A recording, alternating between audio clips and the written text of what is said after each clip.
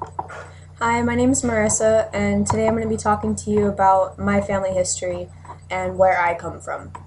This is my self reflection project, so let's get started. So, growing up in society always challenges who you are, who you might become. And there may be times throughout your life where society or certain people in your life may change who you think you are or who you should be. I know within my life I've experienced this hands on many of times, and throughout this actual project, I've learned a lot about my family history, my own identity, and my worldviews. After actually listening to my grandmother, I found out that what I thought about my family history and who I was actually completely wrong. So let's get started. The first thing I'm going to be talking to you guys about is investigating my own family history, and the two subtopics that I chose were gender histories and socioeconomic class histories. So the first one is socioeconomic class histories. It's where people have the same social, economic, or educational status, also known as the working class, and emerging into professional classes. So the reason why my family left home was because they wanted to better their lives and their lives of their children and their families. So they were actually lower class and they wanted to obtain higher class or middle class. So that's why they left England, France, Germany, and also Ireland. So that's my mom's side. The gender histories, I found out that it's the way the women act in my family that shapes how I act.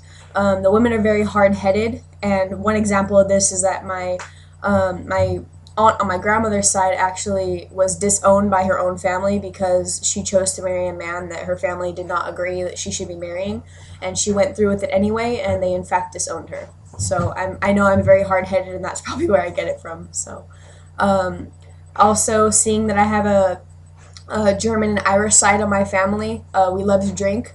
And my grandmother also told me that there was a great great aunt on her side that was actually arrested for being drunk in public about 203 times. So it kind of shows how women are shaped throughout my family, and it's a pretty funny story, so I had to share it with you guys. So now that I've told you about my family history and my own history, I'm going to let you know about who I consider I am because of what my grandmother told me. So after doing my Johari window, I found out that two open areas that I have is my gender. I'm a 22-year-old white female. I'm proudly from a large mixed family of Italians, French, German, Irish, and Scottish relatives. The other open self that I would have to say would be that it's my religious factors. I'm not religious at all, although my family really is, and I don't disrespect them for their views, and they don't disrespect mine. So we kind of get along. So I feel like my religious aspects, I'm very open. As for my blind window from the Johari window, this is something that I didn't know that I did. I feel that it's the social class. So I like to think that I'm from a different social class, maybe even a higher one, not because I'm ashamed of who I am, but actually because I think that I have a better opportunity than most. And I believe that you make your own opportunity and your own luck. So hopefully that can change to something that I'm not blinded by and can be the truth. So now that I told you about a little bit about my Johari window and who I think I am, my own personal identity, I'm going to tell you about my worldviews. So the two things I'm going to talk to you guys about is the Kluckhohn and Strohnbeck's values orientations.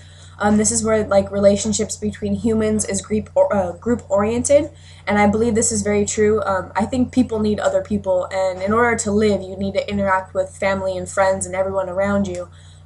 When I grew up, I was very close to family and my friends, and I would not have been able to survive if I didn't have them. So to this day, I'm still very close to people, and I need that interaction, that connection.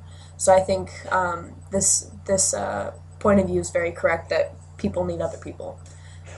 As for Hostep's value dimensions of femininity and masculinity, I believe that within my family we're very feminine. We have more feminine values.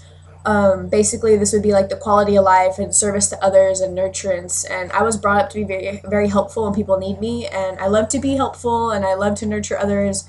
And I kind of get enjoyment out of it. So I think that in my family, we have very uh, feminine, gender specific roles. And the other thing is that my family loves to cook and loves to clean and loves to be the nurturers. And seeing that I'm a woman, I also do this as well.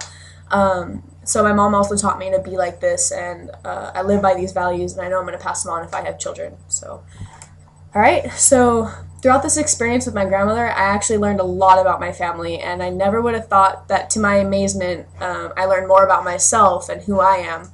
I also enjoyed this experience, and I know that I would love to do this again, not just because it's for a project, but just to talk to her in general. And I'm going to leave you with this quote.